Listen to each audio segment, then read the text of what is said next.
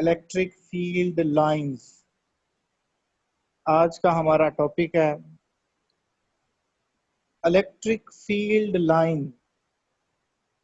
अब ये आपके पास इलेक्ट्रिक फील्ड लाइंस क्या हैं, इनको पढ़ने की ज़रूरत हमें क्यों महसूस हुई। हम इलेक्ट्रिक फील्ड के कॉन्सेप्ट से वाकिफ हैं।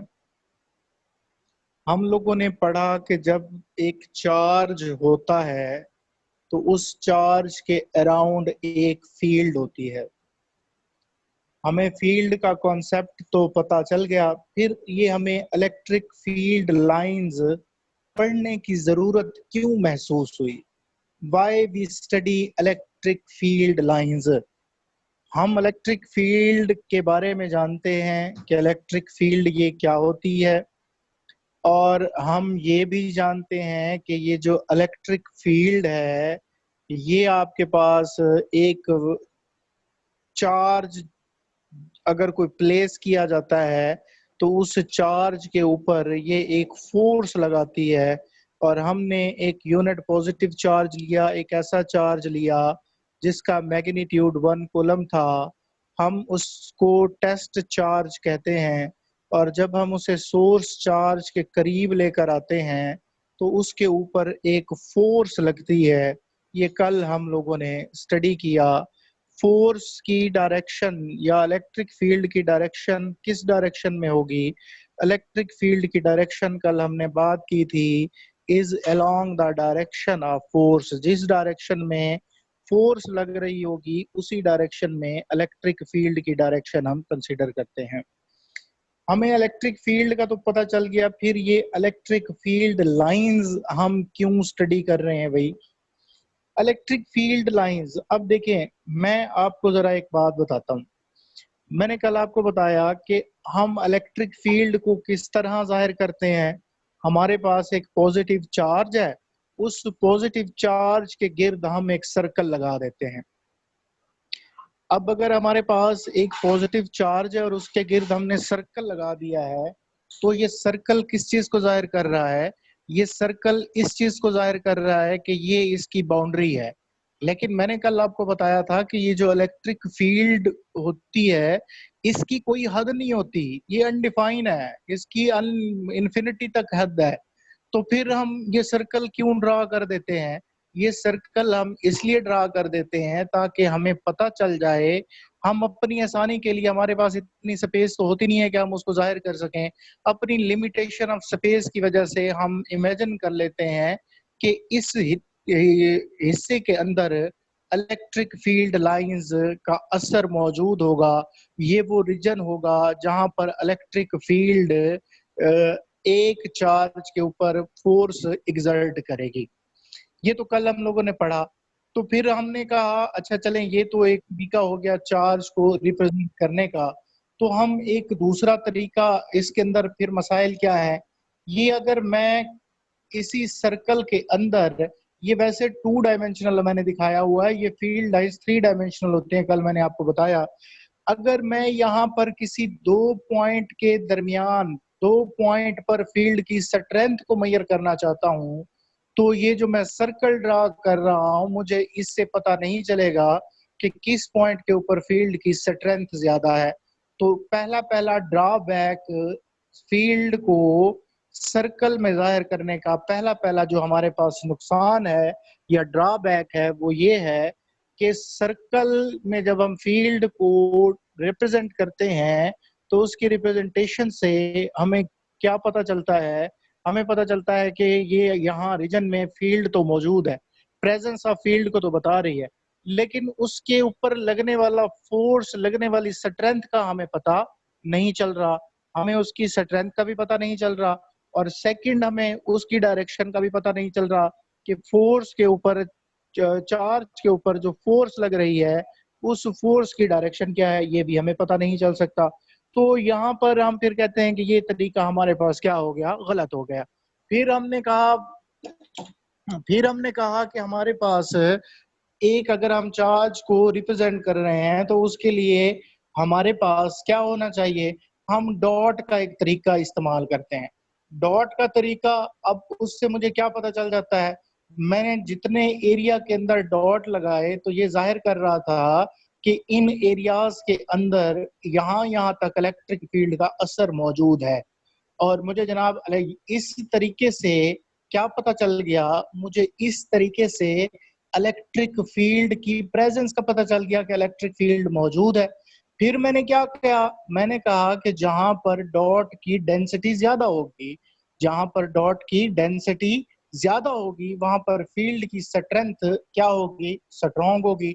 तो यहाँ मुझे दो चीजों का पता चल गया, एक तो फील्ड की प्रेजेंस का भी पता चल गया और फील्ड की स्ट्रेंथ का भी पता चल गया।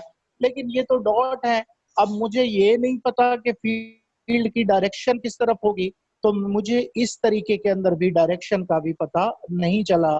तो फिर मेरे लिए जरूरी हो गया कि मैं कोई ऐसी फील्ड पढूं, ऐसा कोई कॉन्सेप्ट पढूं जिससे मुझे तीनों चीजों का पता चल जाए, फील्ड की प्रेजेंस का भी पता चल जाए और हमें उसकी इंटेंसिटी का भी पता चल जाए कि फील्ड की शिद्दत कहाँ पर कितनी है, ये भी मुझे पता चल जाए।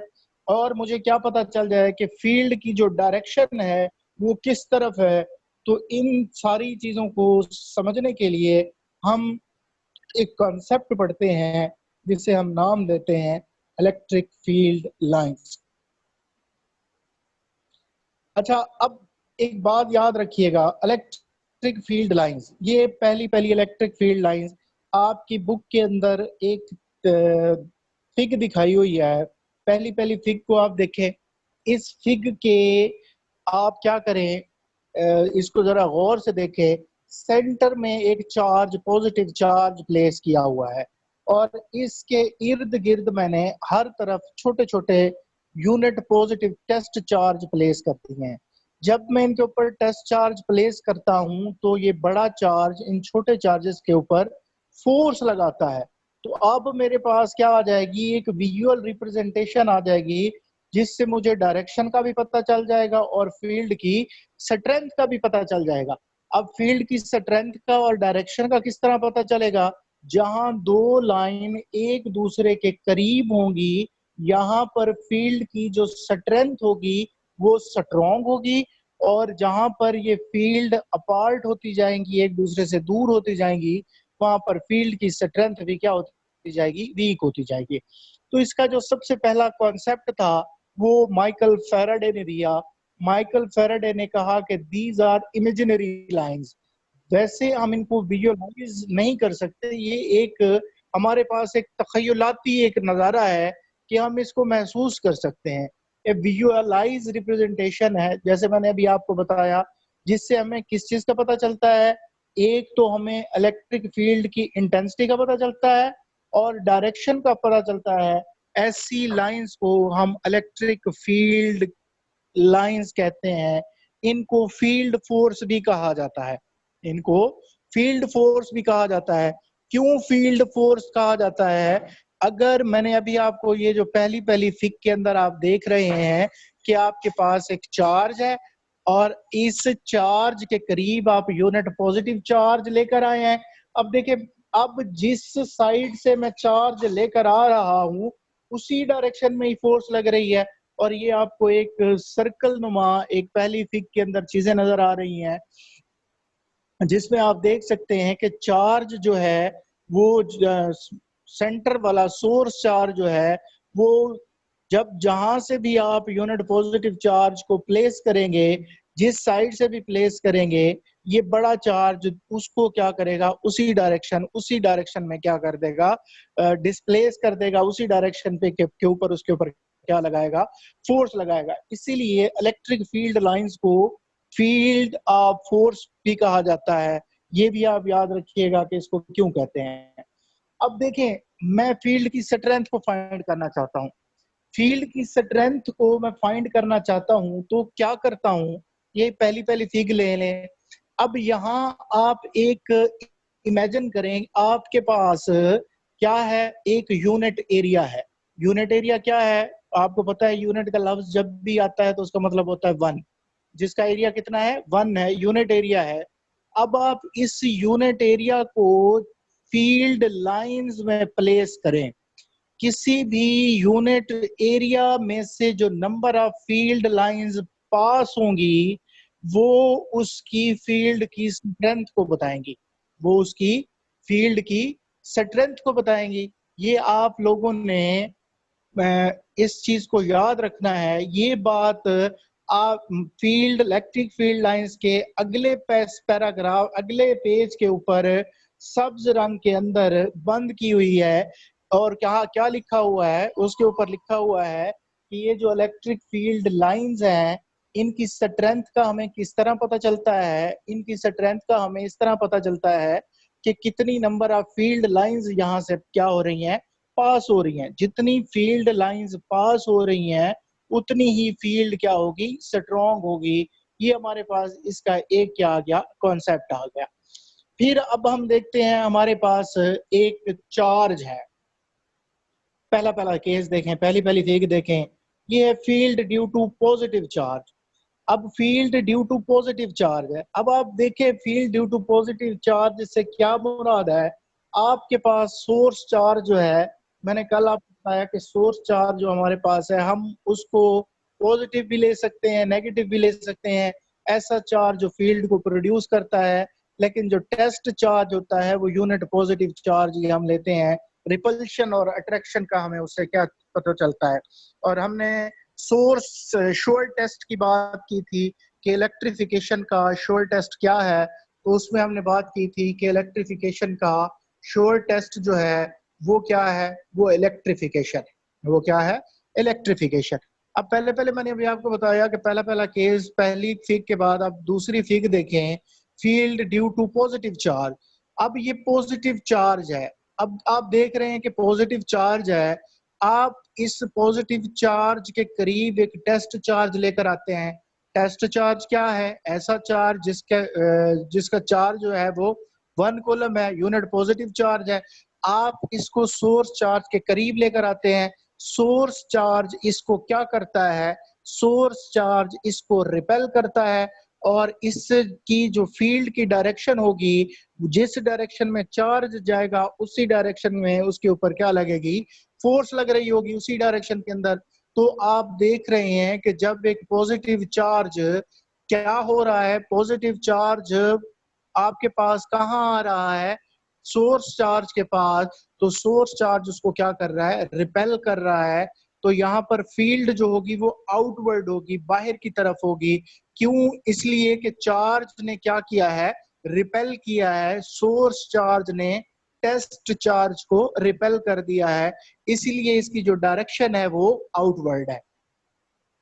अब पहली पहली बात यह है कि फील्ड जो पॉजिटिव चार्ज की वजह से होगी, पहली उसकी प्रॉपर्टी या पहला उसका केस वो ये बनता है कि फील्ड जब पॉजिटिव चार्ज की वजह से हम इलेक्ट्रिक फील्ड लाइंस देख रहे होंगे तो इनकी डायरेक्शन जो होगी वो क्या होगी, आउटवर्ड होगी। अब एक दूसरी बात भी हमेशा आप लोगों ने याद रखनी है। दूसरी बात आपने क्या याद रखनी है? दूसरी बात आपने याद रखनी है कि जो फील्ड होगी सिंगल चार्ज की वजह से वो नॉन यूनिफॉर्म होगी। फील्ड सिंगल चार्ज की वजह से नॉन यूनिफॉर्म होगी। अब ये नॉन यूनिफॉर्म फील्ड क्या होती है बेटा? अभी मैंने आपको बताया कि अगर हम फील्ड की स्ट्रेंथ को मेजर करना चाहते हैं तो हम एक यूनिट एरिया प्लेस करते हैं और उस एरिया में से जितनी फील्ड लाइंस पास होंगी वो उसकी स्ट्रेंथ को बताएगी। अब देखें, जहां चार्ज स्टार्ट हो रही हैं, फील्ड लाइंस जहां से ओरिजिनेट हो रही हैं, अब यहाँ देखें फील्ड लाइंस करीब करीब हैं। अगर आप यहाँ पर एक यूनिट एरिया प्लेस करेंगे तो यहाँ पर फील्ड की स्ट्रेंथ जो होगी वो ज्यादा होगी। फील्ड की स्ट्रेंथ ज्यादा होगी तो यहाँ पर आपके पास बेटा क्या होगा, फील्ड की स्ट्रेंथ ज्यादा होने की वजह से आपके पास आगे मूव करवाएं तो थोड़ी फील्ड लाइंस पास होंगी। अब आगे मूव करवाएं एरिया को तो फील्ड लाइंस और थोड़ी पास होंगी। जैसे जैसे आप एरिया को आगे लेते जाएंगे नंबर ऑफ फील्ड लाइंस क्या होती रहेंगी, कम होती रहेंगी। तो हर पॉइंट के ऊपर फील्ड की स्ट्रेंथ यकसा नहीं है, इसीलिए आपके पास जो फील्ड लाइंस होंगी वो यूनिफॉर्म नहीं होंगी, बल्कि सिंगल चार्ज की वजह से जो आपके पास इलेक्ट्रिक फील्ड होगी वो नॉन यूनिफॉर्म होगी। उसके बाद आप दूसरी दूसरी इसका केस देखें, सिंगल चार्ज है आपके पास और ये सिंगल चार्ज क्या है, ये सिंगल चार्ज आपके पास अब नेगेटिव चार्ज है, ये भी सोर्स चार्ज है। अब मैंने आपको बताया कि हम जब फील्ड की आइडेंटिफिकेशन करते हैं तो हम unit positive point charge, test charge इस्तेमाल करते हैं। अब टेस्ट चार्ज जब मैं इस नेगेटिव चार्ज के करीब लेकर जाऊंगा तो ये फील्ड लाइन उसे क्या करेंगी, ये फील्ड लाइन उसे रिपेल करेंगी। तो अब जो फील्ड लाइंस की डायरेक्शन होगी वो बाहर की तरफ होगी, आउटवर्ड होगी। इन केस अगर नेगेटिव है तो नेगेटिव के केस के अंदर आपके पास जो फील्ड लाइंस होंगी इनकी डायरेक्शन आउटवर्ड होगी।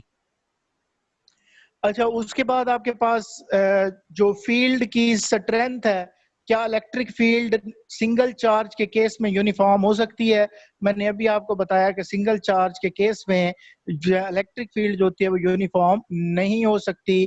क्यों नहीं हो सकती? क्योंकि जब हम फील्ड की डायरेक्शन देखते हैं, सॉरी, जब हम टेस्ट चार्ज उसके करीब लेकर आते हैं तो हर पॉइंट के ऊपर फील्ड लाइंस, ये 3D व्यू के अंदर आपने इसको इमेजिन करना है, तो हर पॉइंट के ऊपर जो फील्ड लाइंस होंगी उनकी स्ट्रेंथ यकसा नहीं होंगी। जहां दो लाइंस आपस में करीब होंगी वहां पर फील्ड की स्ट्रेंथ ज्यादा होगी और जहां पर ये फील्ड लाइंस एक दूसरे से दूर होंगी वहां पर फील्ड की स्ट्रेंथ कम होगी। चले नेक्स्ट स्टूडेंट, हम क्या स्टडी करते हैं? नेक्स्ट हम ये स्टडी करते हैं कि आपके पास अब सिंगल चार्ज नहीं है बल्कि आपके पास अब दो चार्जेस हैं, एक पॉजिटिव चार्ज है और एक नेगेटिव चार्ज है। अब आप फील्ड नेगेटिव और पॉजिटिव चार्ज की वजह से देखते हैं। अब आपके सामने है एक पॉजिटिव चार्ज है और एक नेगेटिव चार्ज है। फील्ड लाइंस पॉजिटिव चार्ज से ओरिजिनेट होंगी और नेगेटिव की तरफ एंड हो जाएंगी।